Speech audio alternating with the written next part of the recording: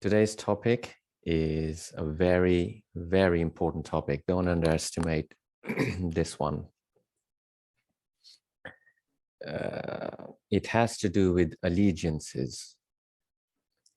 And these two words separate allegiances very quickly. These two words have no middle ground. They have no negotiation power. You can't, these two words don't negotiate with each other. They don't even talk to each other. They are two separate realities. The average man's consensus insanity is built on one of these words, and the warrior's entire way of life is built on another. I'm just going to admit a few others. So these two words, one of them is the only thing that the warrior knows or will get to know after their training is complete. The other one, the warrior is born in. The warrior is born into the first word and earns the second one. If the apprentice is particularly stubborn, then despite themselves, they will end up earning it.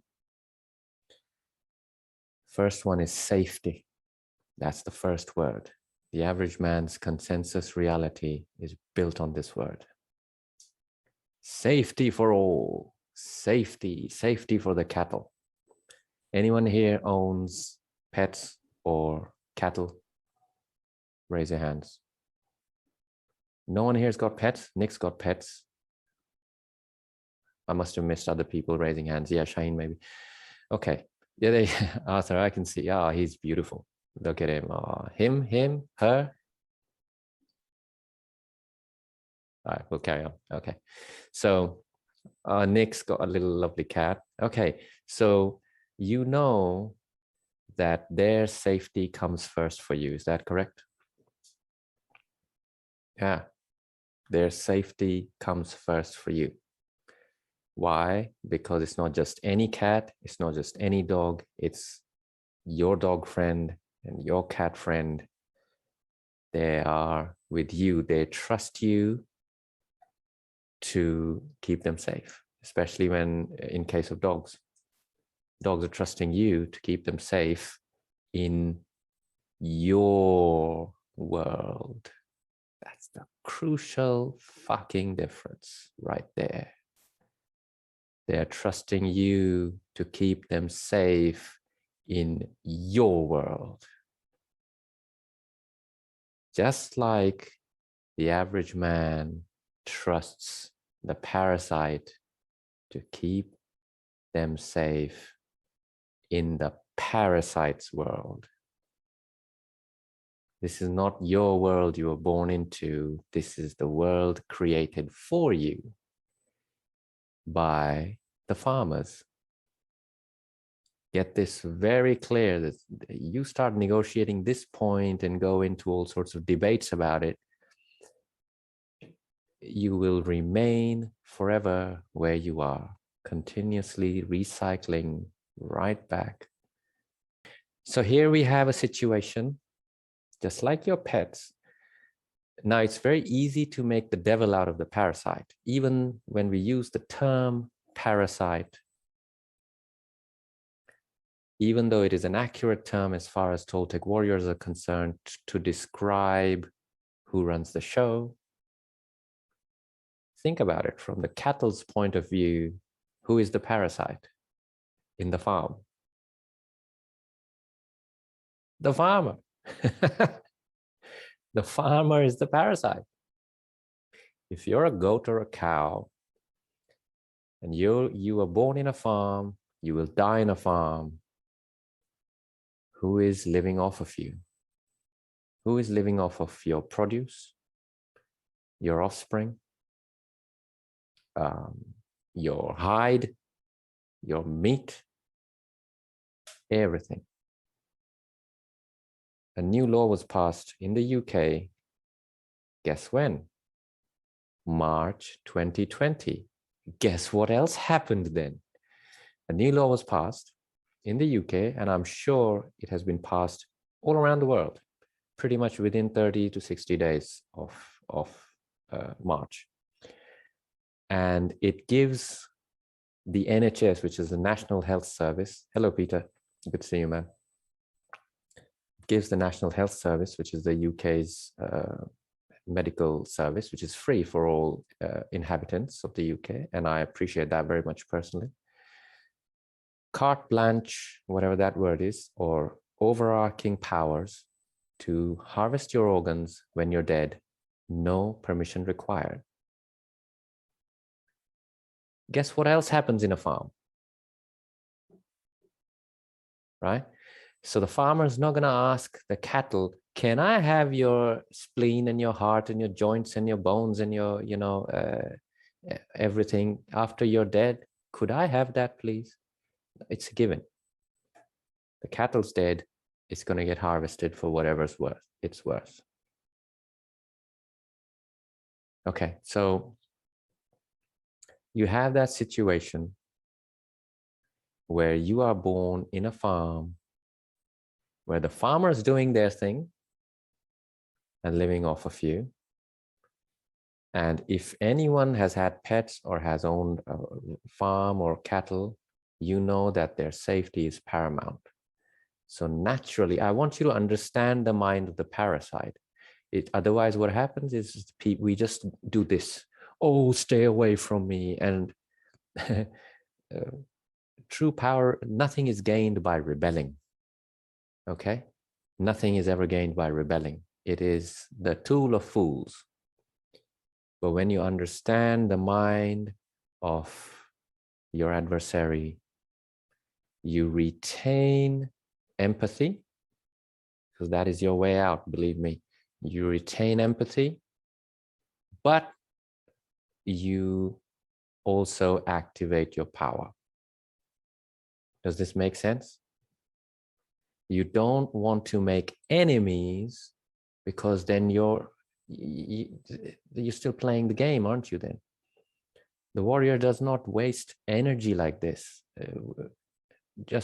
It's too easy to just rebel, isn't it? It's just too easy. Hey, whatever you want to rebel against and make a devil out of, it's just too easy.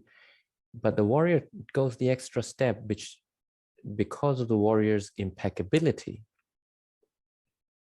demands that I understand the plans, strategies, and mindset and the very nature of the adversary or my adversary. Okay? This way, the warrior retains his or her connection with his or her environment, retains their awareness of things around them, retains their wisdom and knowledge, and all these things, guess what? They strengthen your connection with life. And you don't want to sacrifice or weaken that connection by empty rebelling, making devils out of things, chasing dust devils, as it is, I believe it's called in some parts of America, chasing dust devils. That's what dogs do. They still amuse themselves. Rebellious people are some of the most bored people you'll ever come across. I'll give you this pro tip. These are some of the most bored individuals. Castaneda used to, at one point, Castaneda worked very hard to help people understand what am I actually about. He really did. And one of the things he used to do is he would go to universities, give talks to these young students, and he would tell the hall would obviously be full. He was a superstar author in those days, in the 70s. And he would tell everyone, you are all bored fucks. Verbatim, exact words. Some people got offended, others would agree, and whatever. But it's true. It's very, very true. Rebellion is the pastime of bored fools. because you cannot be bothered to actually look and cross bridges and understand where things are coming from, because that's the only way you can truly find freedom. Otherwise, you're forever caught in the cycle of abuse and rebellion, abuse and rebellion. If you were abused when you were young in your family, and all you end up doing 40 years later is just rebelling against abuse, then you achieve nothing. But if 40 years later, you can bring yourself to the point where you can understand the conditions which fostered that abuse, the environment in which it was allowed to happen, your own disempowerment in it, and the perpetrator's motivations, don't you think you're in a much better place to deal with it and to find freedom from it? So you see, beware of rebelling. It is the other side of the same coin. What I want you guys to do is take the time, the effort, and create enough impeccable insistence within you to want to get to know the other side. Get to know the other side. Get to know the parasite. What the parasite doesn't think evilly of any of you or anyone. The parasite simply wants its cattle safe, its food source contained, and that is very evident nowadays. Travel is highly restricted, and it will continue to be restricted. And I advise each one of you to start prepping. If you don't know what prepping is, you're in a pitiable state indeed. Figure that word out first. And don't need to get paranoid, just prep, especially for food, for 120 days, water, and start from there and then prep beyond that. Don't need to get paranoid and go, oh my God, it's all doom and gloom. It's not like that. It's going to be, that's a different topic anyway. But I advise you to start prepping. Who here knows what prepping means? What am I talking about? Raise your hands if you know what I'm talking about. Okay, most people. Yeah, most people know what prepping is. So get prepped. Some of you know it because of me. So get prepped, and let's be ready. We need prepping will make you alert, and that alone is a great thing to acquire, right? A great attribute to acquire. And if prepping gets you to be alert to your surroundings, great, use it. Great, fantastic, no problem. That could become a task a benefactor gives you, because even if it was the most stable of times, a Toltec benefactor could tell you, hey, you know what? Oh my God, the world's going to end. I have seen it with my own eyes, and I am a Toltec warrior, and I'm telling you to start prepping because we just got one more year left. And the apprentice goes, oh my God, all right. But maybe that's just a tool that the benefactor is using to get that chap or lady apprentice to pay attention, prick up their ears to their surroundings. And what's happening? Where's the flow of energy in this world right now? How is energy flowing? Where's the tide? How are the waves moving? Where's the wind blowing? Yeah, don't feel the false sense of safety that the parasite weaves into the average man's consensus reality. Steen, nice to see you, man. Beware of that. Beware of the false sense of safety that the Truman Show affords everyone. It is hypnotic, it is contagious, and it is highly dangerous, and it's insidious, because we all want to feel safe. Everyone wants to feel safe, especially if you go wife and family or husband, family, whatever the combination. You want them to be safe. it doesn't matter if I die, at least my children should be safe or my wife should be safe. It's completely insane thinking, but there you go. That's what you were programmed with. If you die, according to your own logic, if you die, then who's going to look after your kids and wife then? So shouldn't you be concerned about survival first? Like you survive first so that you can look after the other. So kind of insane logic there. But then personally, I never really understand the average man's logic because it's all twisted and insane stuff. The average man's world is built around safety, ever increasing levels of safety. And at what point does safety become an aberration of the mind? Because that is a completely individual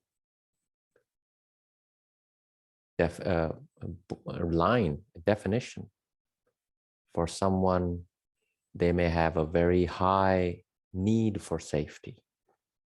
Maybe because of their past, maybe because of how they were brought up, whatever, maybe because of their role models, or maybe they're vulnerable to, they don't have arms and legs, or they're paralyzed, whatever it is, they have a need for safety, right? For others, safety isn't that important and they're looking for adventure. And what is looking for adventure? Blurb saying, I'm a bored fuck, entertain me. Isn't it? Tell me something else about this. Spirit of adventure. I am going to climb the highest mountain in the world and call it Mount Everest. And I shall be famous for absolutely doing fuck all, basically. Right? Contribute. Okay, what has this chap ever done for society or human? Nothing. I climbed a mountain. And don't you get that sense of respect for someone who has climbed the highest mountain? You know why? You've been programmed to respect that bullshit. It's nonsense. If an Olympic champion moves next door to you, yeah, you'll be telling your friends, Instagramming your friends, oh my God, guess who moved next door? Hey, she's won an Olympic gold medal last year. That fucking gold medal is worth nothing. It's gold plated. She couldn't even sell it for $5. Right? It's a worthless endeavor. Nothing has happened. Nothing has actually happened in that person's life worth anything according to the Toltec warrior. Right? So these are, again, in the average man's consensus insanity, most things that are valued and respected, if you just scratch the surface, are worthless and worth nothing of any value to the Toltec warrior. If you read the Castaneda books, you will repeatedly see this theme. Castaneda, many times, Carlos, he goes to the crow and he says, oh my God, you don't know what happened. Something exciting happened today. And my books have sold 1 million copies. And I brought a copy of the book in honor of you. And please accept this gift. And Don Juan looks at him and just like, man, what am I going to do with you? You value all the things that are worthless. And he asks him, you know what I'm going to do with the pages of this book, right? And Castaneda says, yeah, I know you're going to use it for toilet paper. I understand that. But it was just a gesture from my side. It just feels deflated. But he also understands that this man lives in a very separate reality with very separate rules and values that govern his perspective. The average man's consensus insanity cannot touch this other word. It's called freedom. Do you see why it is completely incompatible with safety? You cannot have both. Can't do it. Can't do it. It's like going into McDonald's, eating their meal deal, and saying to yourself, I just ate a healthy meal. No, no, you didn't eat a healthy meal. So for Toltec warriors, when we look around and there's talk of freedom and many freedoms,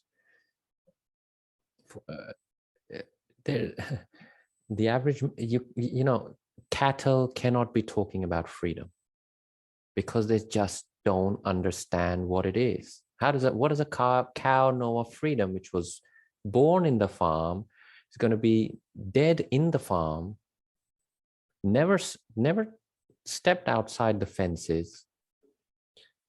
It doesn't matter. Just keep talking about freedom. If I owned a farm and my cattle were talking about freedom, I couldn't care less because I make the fences. Remember that?